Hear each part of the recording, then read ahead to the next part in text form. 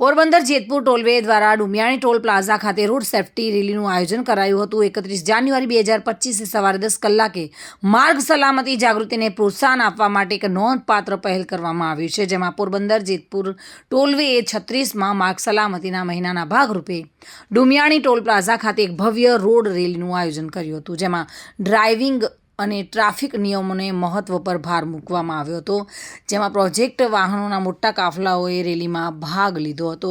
રેલીને લીલી ઝંડી આપી પ્રસ્થાન કરાવવામાં આવ્યું હતું।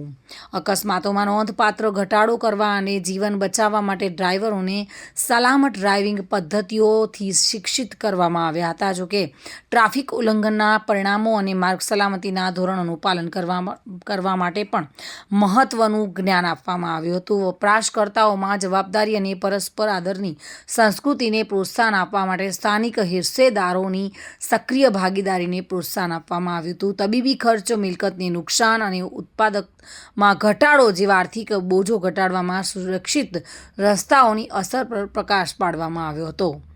જોકે ઈંધણનો વપરાશ ઓછો કરવા અને ઉત્સર્જન ઓછું કરવા માટે સરળ ટ્રાફિક પ્રવાહ અને જવાબદાર ડ્રાઇવિંગને પ્રોત્સાહન આપવામાં આવ્યું હતું।